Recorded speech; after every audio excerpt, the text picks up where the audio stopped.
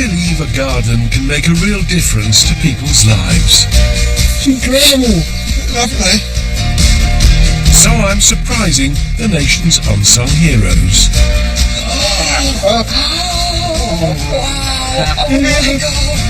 And building them the gardens they've always dreamed of. I can't believe it. This week, hello. I meet a remarkable woman. I just want it to be somewhere that everybody can enjoy. Who was inspired by her own personal tragedy. There is nothing like the death of a child. To dedicate her life to helping others. She's an inspiration to anybody and everybody that meets her.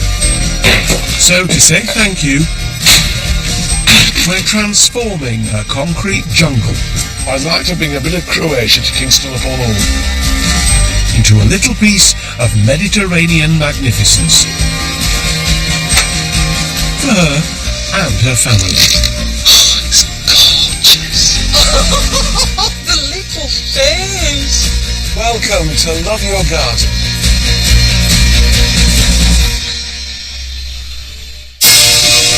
This week I'm in Hull on the north bank of the Humber estuary. I'm here to meet an exceptionally caring woman. When those with life-limiting illnesses need care, it's people like Maggie Simkis who look after them. She's an inspiration to anybody and everybody that meets her. She's that kind of person. She's passionate about understanding and helping people to cope with times when, they might feel like there is no hope. However, Maggie gives them hope, and that's the difference. Maggie's been nursing for nearly 40 years. From the very first time she could ask for what she wanted for Christmas, it was always something to do with being a nurse, and that she never ever changed that route.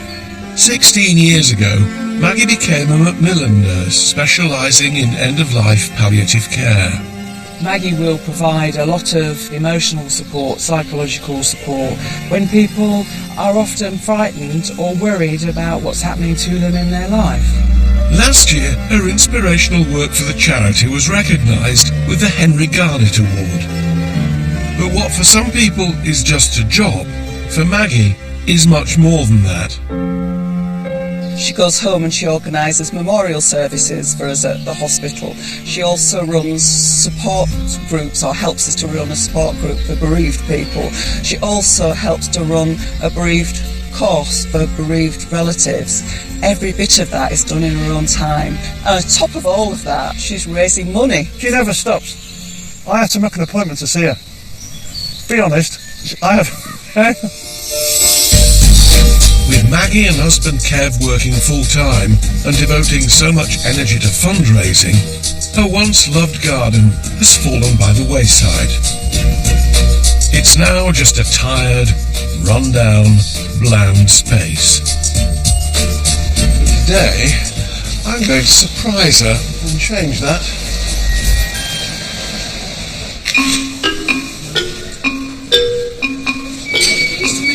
Nice to see you. All right. Maggie's colleagues have set up a fake meeting, which she thinks is being filmed for the website. But there's only one topic on the agenda today.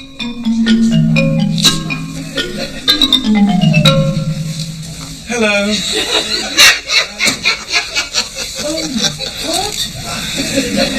I'm awfully sorry to interrupt. Are you having a good meeting? Well, yes, I've had quite a lot to say. I haven't now.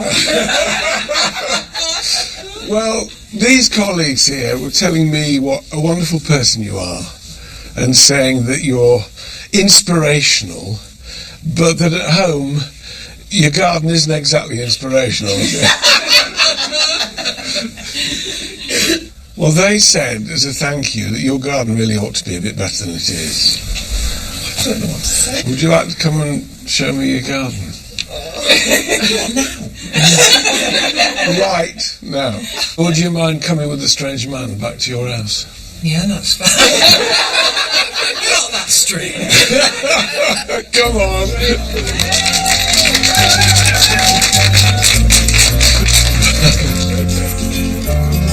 Back at Maggie's house, I finally see what I've let myself in for. Oh, gosh. A walled garden. A walled garden, indeed. But you see, the thing that strikes me is that you're such a sunny, jolly soul. It's not that jolly a garden, is it? No, it isn't at the moment. It's not as if, you haven't got a lot on your plate, have you? You're nursing the whole time. You're doing other things to raise money for nursing charities. You've not really had time to do No, I that. haven't. Not in the past few years, really. There's children's toys down Yes, there. yes. Well, our grandchildren are a Yeah. very big part of our lives. How many of them have you got?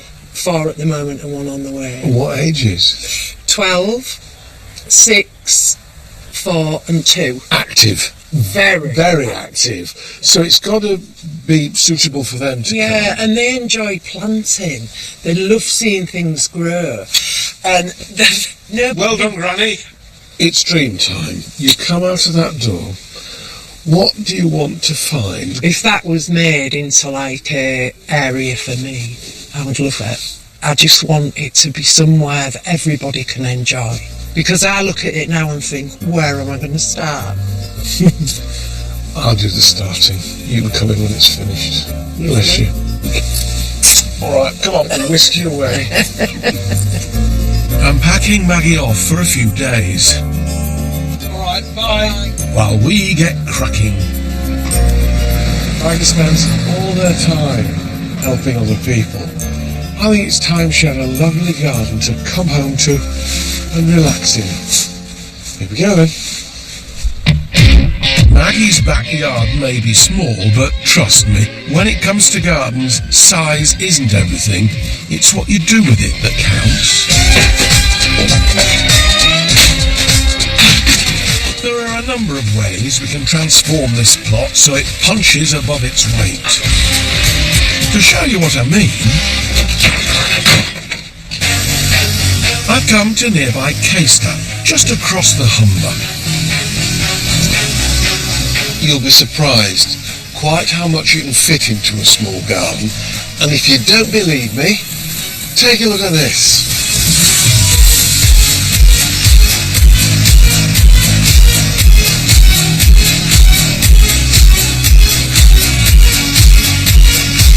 Running alongside the old Georgian cottage at Hope House is the cutest little walled garden, which, believe it or not, is only slightly larger than Maggie's.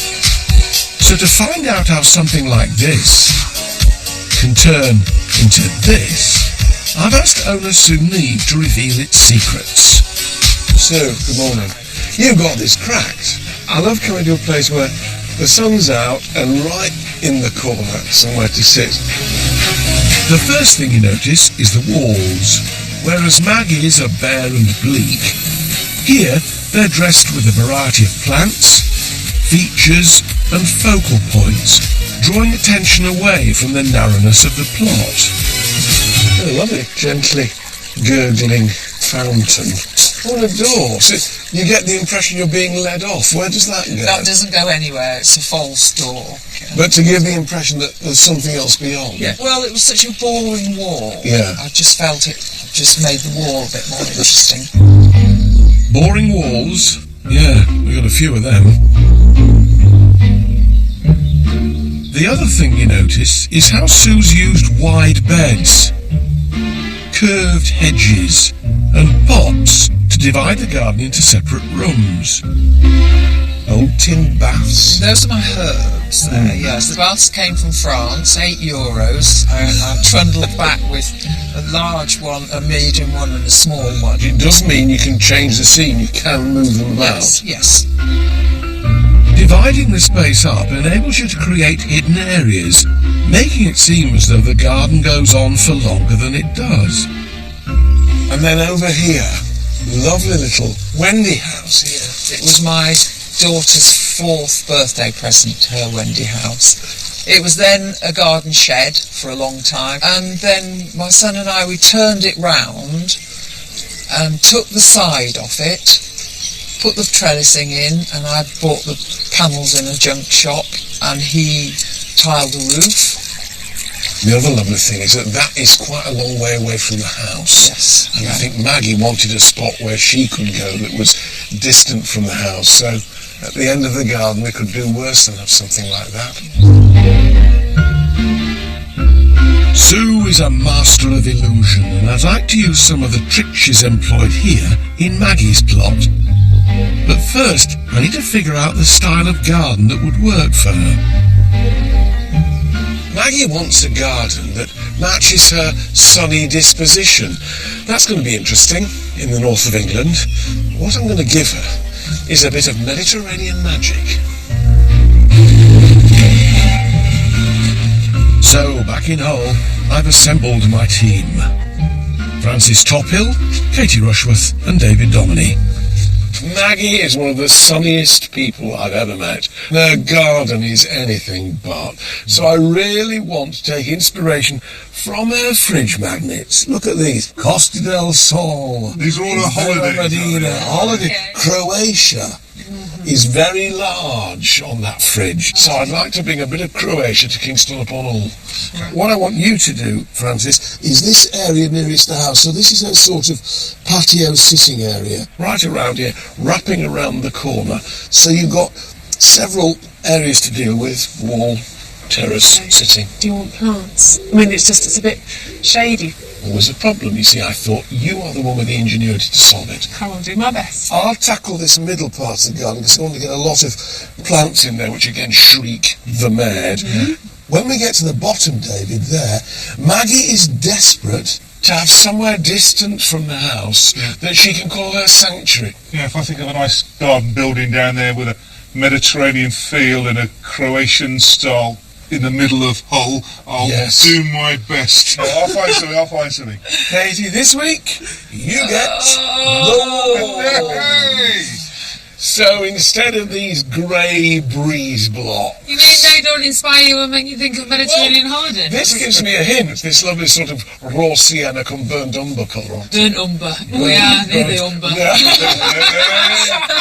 But there is one added little complication here. Go on. She has 4 grandchildren and 1 on the way.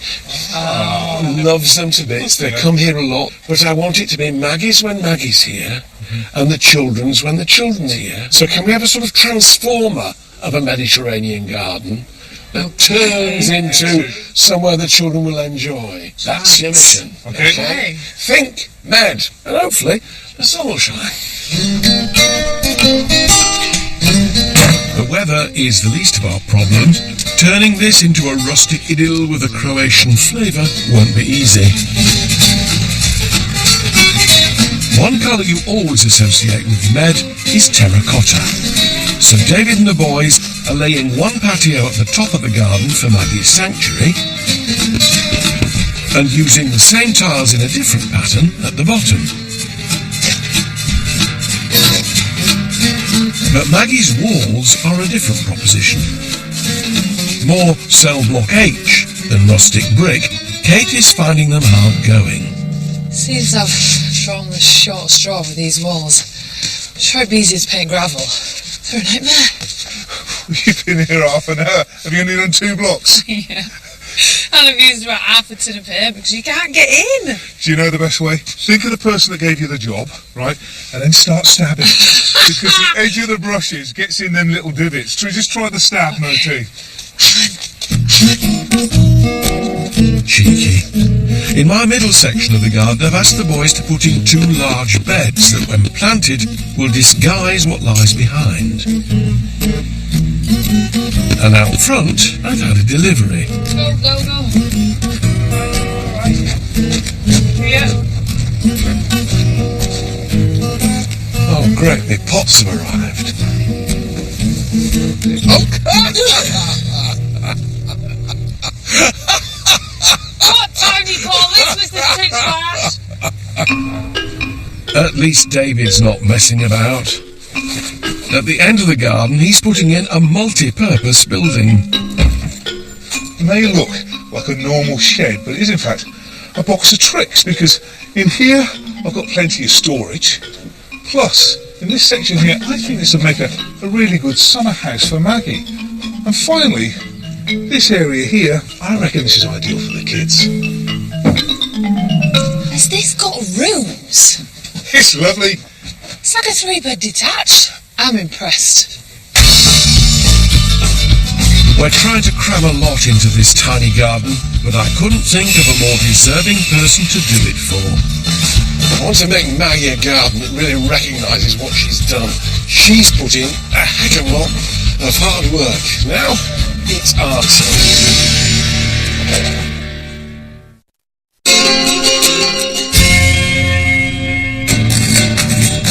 We're in Hull, trying to bring a touch of the Med to Maggie Simkis's concrete backyard.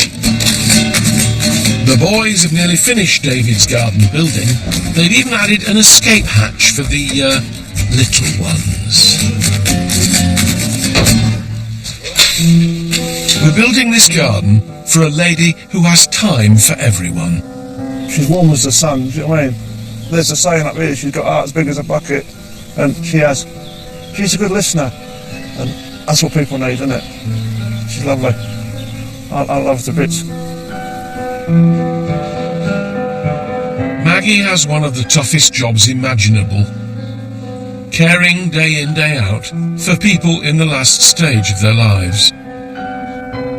But it was an event more than 20 years ago that inspired her to devote her life to helping others. In 1992, Maggie and Kevin had their third son, Kieran, but he was born with complications and passed away after just 9 days. Just after Kieran died, she was in absolute pieces. You know, I thought that she would just fold up. But Mag being Mag.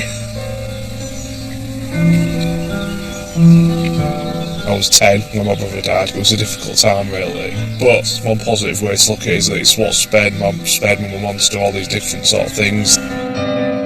Determined to turn the tragedy into something positive, Maggie founded the Hull branch of Sounds, a national charity which supports anyone affected by the death of a baby.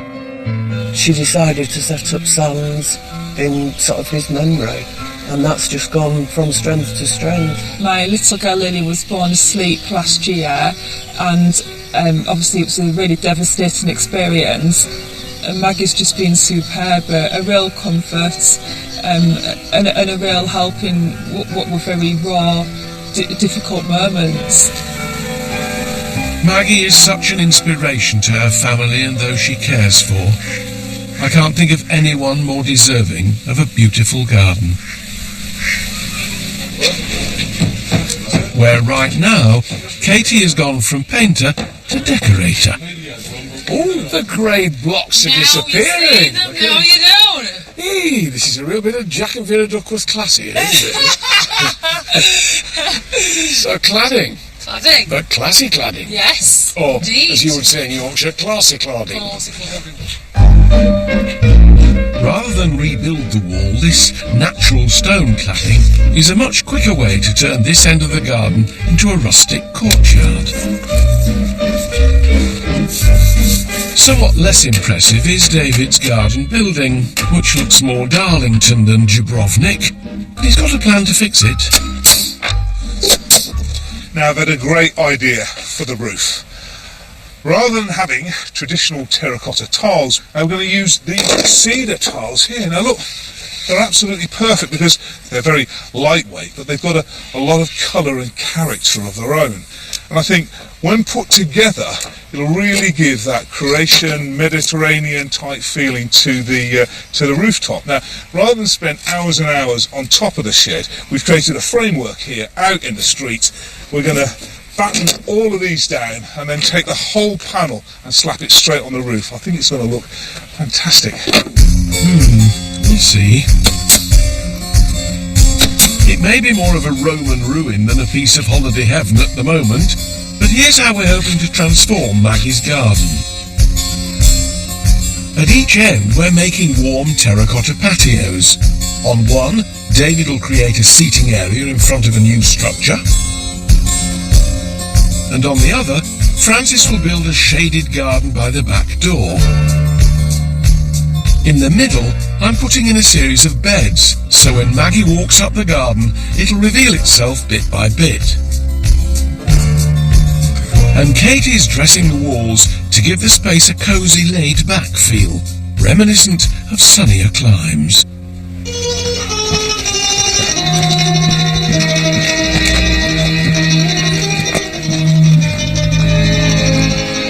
Time to get back to work. If there's one thing that evokes the warm, sunny climes of the Med, it's the olive tree. Oh, this is probably the front mat here, that lump there. It's such a relief when you get something green in. And now I can arrange my sort of tapestry of colours underneath.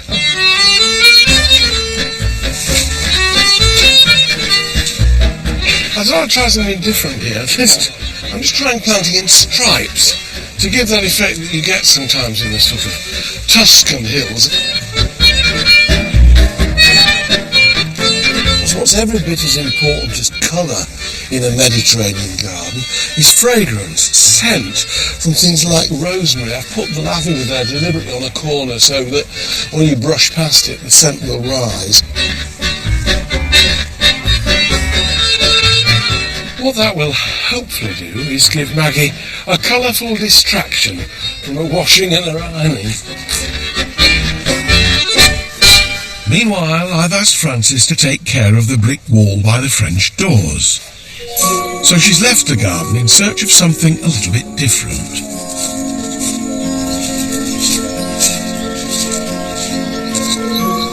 If you want to make your garden look bigger, one way you can do it is by creating illusions. In this Suffolk plot, we find a gateway to a secret garden. Look closer, and you find that in fact, it's a mirror.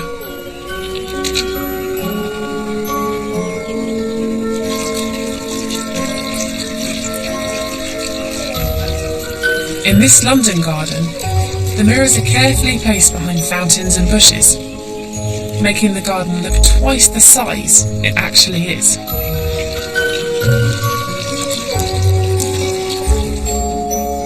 But for Maggie's Mediterranean garden, I'd like to try something more in keeping with our rustic style. This is a trompe-l'oeil, a painting that uses forced perspective to create a 3D effect. It literally means deceive the eye and can be traced back to Roman times. Artist Anna Starling has been painting them for 15 years. I thought this is incredible. As a complete novice, what would you say to me about it? How would you help me? Please help me. Eye line, the horizon line is really important. Think about your perspective. Where do you want your eye to go through the painting? By using the window, the lines of this window draw you in to the picture. So actually this frame is as important in a trompe-l'oeil as the background behind it, to really make it feel like you're there. I think that's what makes it a trompe-l'oeil, because we're trying to pretend that this is a real window out onto your favourite view. I think a painting like this would work really well in Maggie's garden. I can see how this is done technically, but now I need to go away and create something that really opens up Maggie's garden and hopefully also really strikes a chord with her. Back in Maggie's garden, Katie has come up with another way to cover the unsightly walls. She's asked the boys to create a unit to hang in the seating area. Clad with 100% locally sourced pallet. Our artist in residence has returned, and our masterpiece has begun. The scene I'm trying to create here is something that will really transport Maggie right to the Mediterranean. Cypress trees coming down the hill and vineyards in the background. Now, the important thing is to get the perspective right, and as you can see, it's taken me a few attempts to do that. Hopefully I'm getting there. But the idea is that this vanishing point here will be set at Maggie's exact eye level, so it will really look like she's looking out of a window, and this frame will just draw you in to the scene behind it. Francis, I've got to say you really look the part. Glasses, the linen. I brought you something no artist will be out. Not only the brushes, but I mean that has been handcrafted out of one of our finest cardboard boxes. Oh, David, that is gorgeous. I'll leave it with you. Thank you so much. Lovely.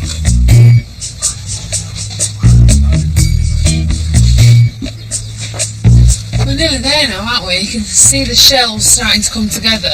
But my only concern is it's getting pretty blooming heavy, isn't it? Yeah. Do you think it's worth getting it in the garden and then finishing it off? I'd say so. Yeah?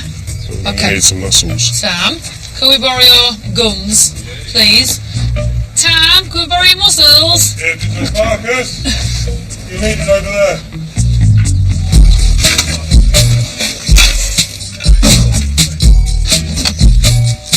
These things are much easier when you've got muscles. It's a masterpiece, Sam. It's a masterpiece. What is it?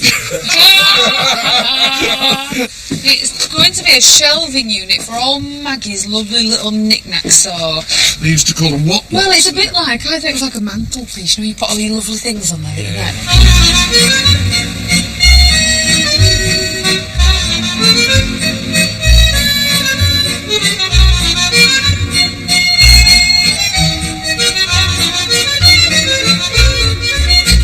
David's roof is finished, and I have to admit it looks the part. He's not stopping there. We need to give this building a little bit of Mediterranean personality and taking inspiration from this picture here.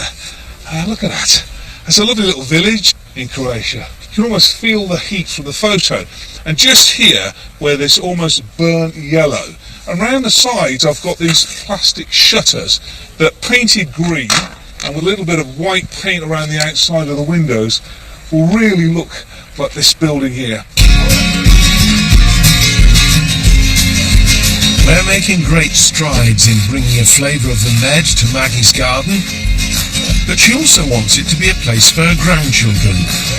And what's important to her is doubly important to us. So that's our next challenge.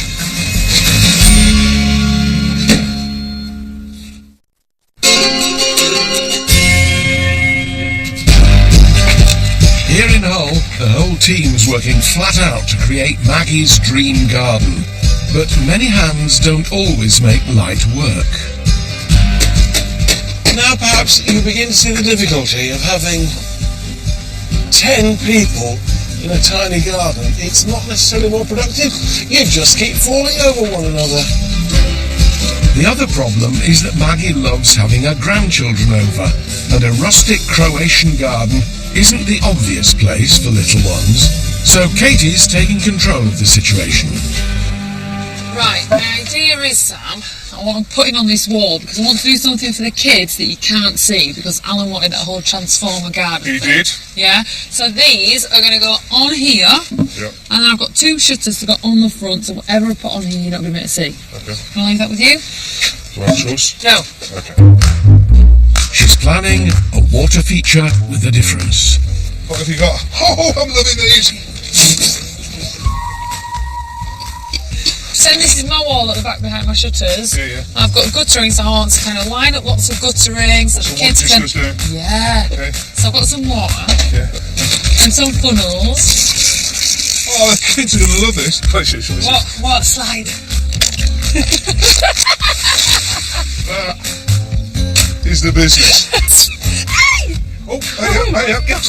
Look, we've got your look-alike. This little duck. Check that baby out. Look at Alan too. Look at Alan too. Go on with that gardening, you lot. Come on. At a time. What's that? What? I'm not sure how this one's going to turn out. But this one I love. A regular sandpit might look a bit odd in the middle of this garden, so the lads are building one with a lid that opens up into seats. I think the grandkids will love it.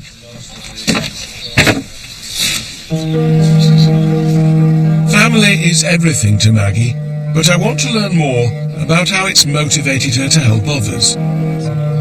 So I've come to meet her at a place very close to her heart. The Ensley Centre is home to a memorial garden dedicated to the stillbirth charity Maggie set up in Hull. We wanted somewhere for people to remember their babies. So we got this made for us, and we asked Ensley if we could place it here because of the peace and quiet. The tree of remembrance is for anybody to go tie a ribbon in remembrance of somebody that they've loved but they've lost. Nobody knows more than you what it's like to lose a child, because you did. Tell me about Kieran. Well, Kieran was our third son. He was born early and he didn't feed very well at first. And then when we got to 5 days, he became quite unwell. So they were going to think about doing some surgery. But then his heart stopped and he got other complications. So Kevin and I had to make the very difficult decision to take him off the life support. So he died at 9 days.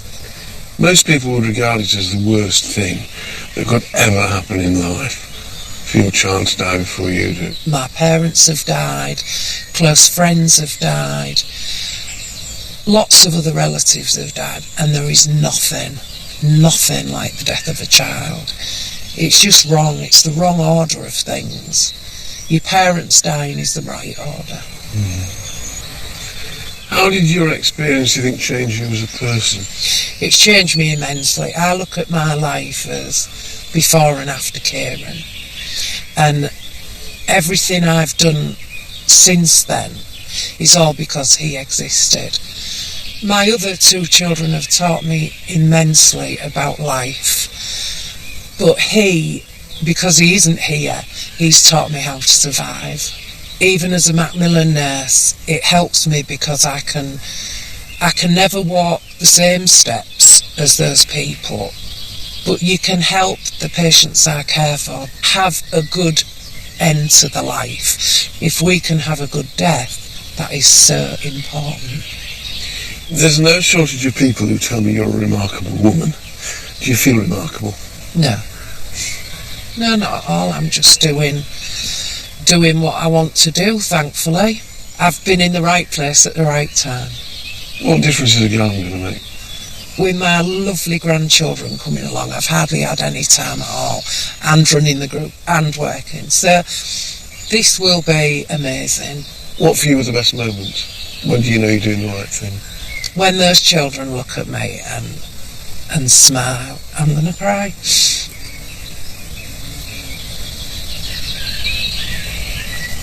And just say, Grandma, I love you.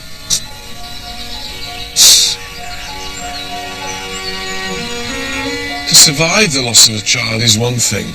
To use the experience to improve the lives of others in the same situation is quite another. Maggie Simkis is a remarkable woman. So I'd like our garden to remind Maggie what she means to so many people. And this tree of remembrance has given me an idea of how we can do it. But back in the garden, there's an engineering conundrum to solve. This is going to be my first one. Here. Yes. This is going to fit onto there. How's the water going to go up and round? I don't know. I haven't figured that bit out yet.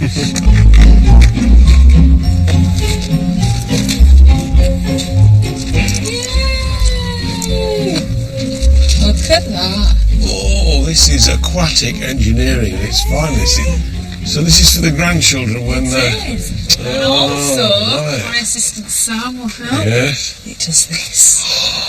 That's classy, isn't it? I don't even like that. He's happy. Oh, Francis. I am there. I am in Tuscany, the hills. I love it. There's only one problem, though. We're going to have to paint that wall, aren't we? It's going to take you an awful long time. I'm not painting all this. I'll land round the corner and down the end. Only to the height of the top of the window. But it Only ties right in at with the the top of the garden. window, Can't Francie. stop there. You can't stop there. Just Come 2 on ticks, then, isn't it? give us some brushes. We'll do it. Thank you. Carry on with your Pablo Picasso. Don't cry. He's all right. It's wet paint on compost, isn't it? Oh, it's Put okay. your hands up in Oh, the it's okay.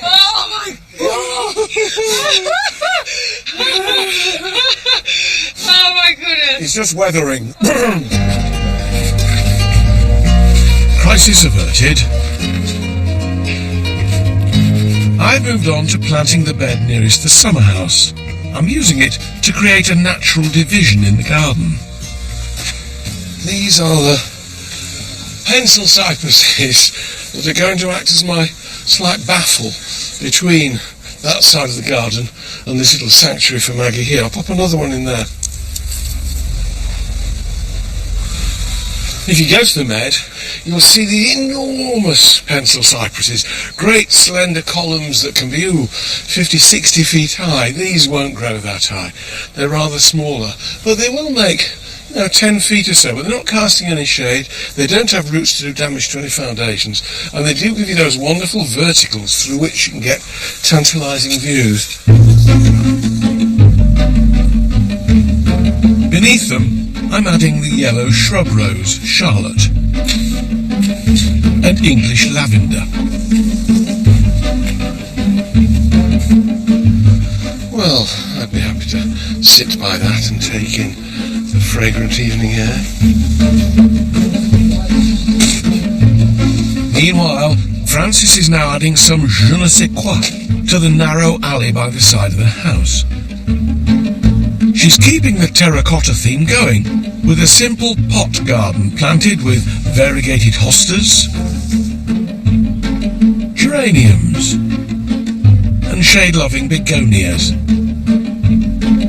So if we put it about there. How lovely. Look at that. Now the outside of the garden building's complete, the removal men can start bringing in the furniture. Oh, perfect. Get in here. Hello? Would Is you that like the a cup baby of tea? cat? Oh, yeah, please. Oh, and a slice of cake. What's going on in there? Do you know when they're coming back? They're coming back in an hour. Yeah? Yes. Do you want an ice cream? Yeah, if you've got one spare. Okay. Come on. And time is not my only concern. This garden may be coming together, but I still want it to reflect how much Maggie is loved by others. And we haven't cracked it yet.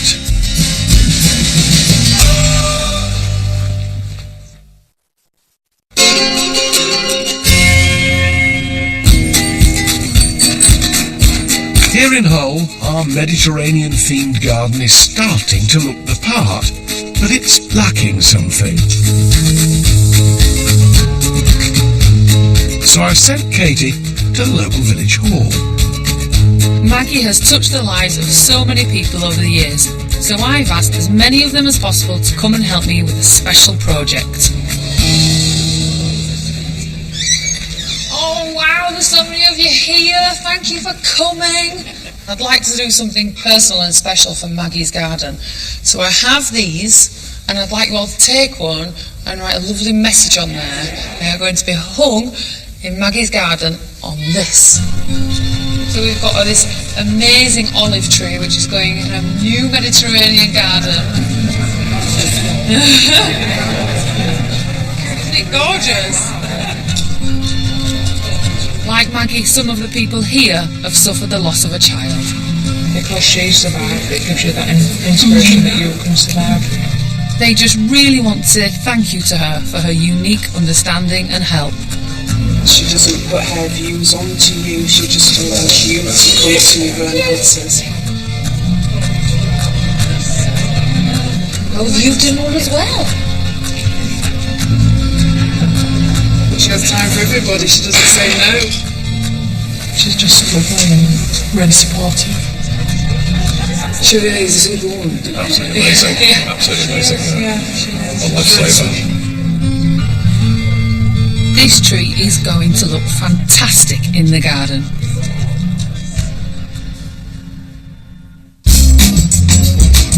Back in Hull, there's a heady holiday fragrance in the air.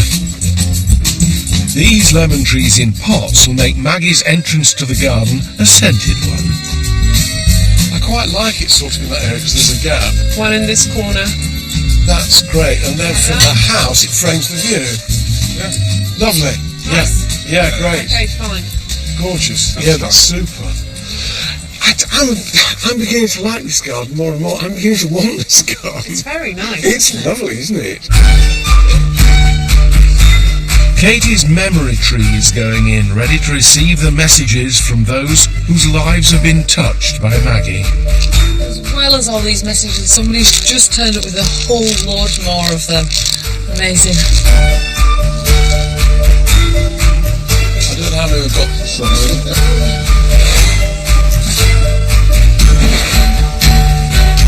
Hello? Hello, next door. Can I give you these?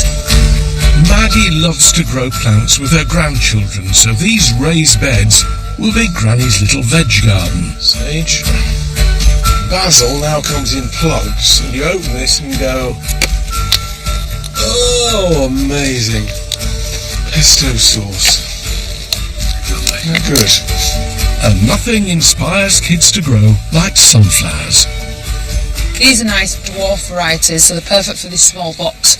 However, if you do have grandchildren or children and you want to grow them, they're really easy and they're fabulous because they get wonderfully tall, so your children grow along with the sunflower and you can have a bit of a competition with them as well. Siblings like a bit of sunflower rivalry. The skies may be greying, but this garden's filling up with holiday spirit. We're even adding some golden sands, upon which I'm hoping to add my own artistic masterpiece. I have, in front of me, exhibits A, B and C. Because I want to group these three Cretan urns, but I want you three to be the urns, because I want to work out where I want to put them. We don't have to do the handles, do we? Katie, come in between the two of them. I want to be a tractor, don't want to be a pot. Well, get the bottom one. Careful. This goes where you were. Where was Francis? Francis, I'll say Katie. Okay.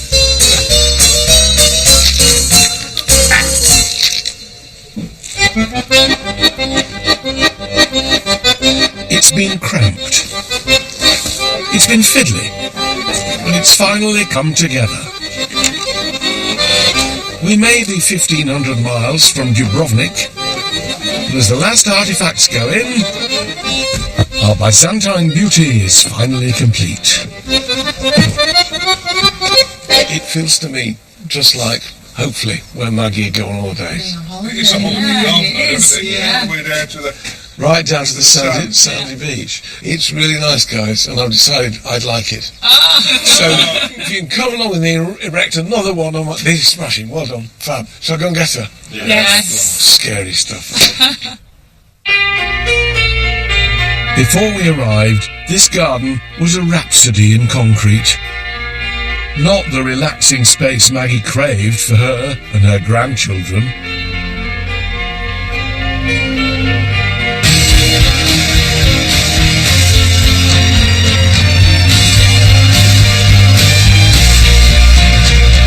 Now they have their own Mediterranean escape.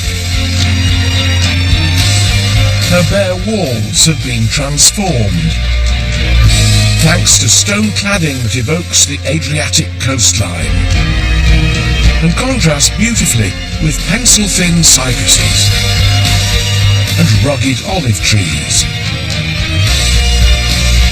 Graceful Cretan urns and Francis's hand-painted trompe-l'oeil will transport them to far-off places. And last but not least, David has turned a simple shed into a sun-kissed finca, where Maggie can relax and watch her grandchildren as they discover the garden's hidden treasures. For more information on how we built this garden, go to itv.com/Alan. Here she comes. We built this garden for a remarkable woman. Hello, welcome. You? Who dedicates herself to everyone else. Come and see what we've done. I hope it's somewhere she can enjoy. Maggie, open your eyes. Oh my God.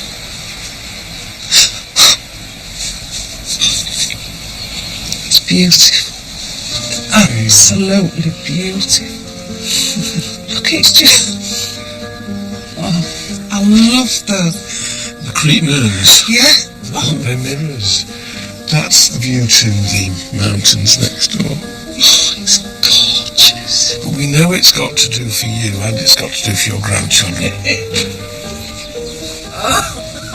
Oh, they'll adore It's a bit of water that. play. They'll adore that. They'll love it. Down past your borders. Well, we saw your tree with your ribbons on. A little heart for Maggie. And so we had almost more than we could fit on the tree. Beautiful. But there you are. And down here, a couple of little plaques for you. Oh, that's beautiful. Beautiful. And then we come to Granny's Sanctuary.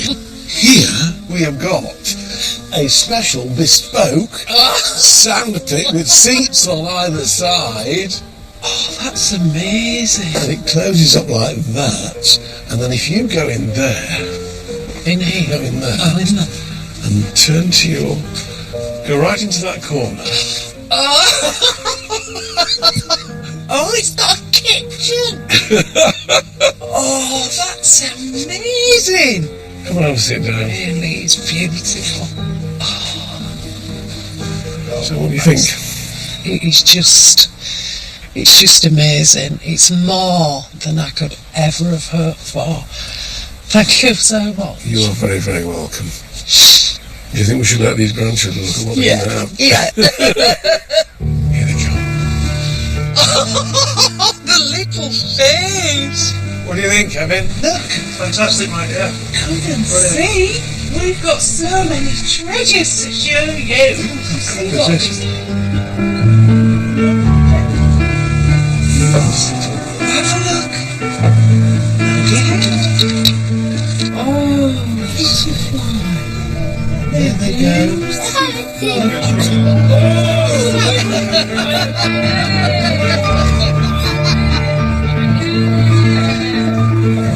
If you needed any proof that Maggie is valued in her local community, you only have to look behind me.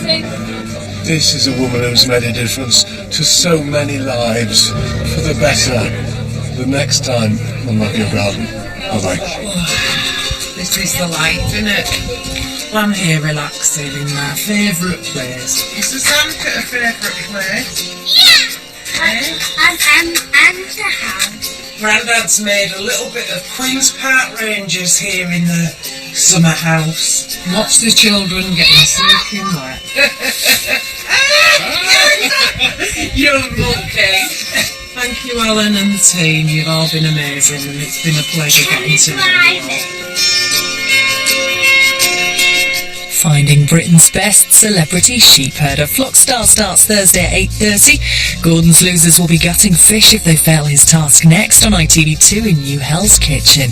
And next here on ITV, accused of a crime abroad, we look at the conditions faced in Brits behind bars.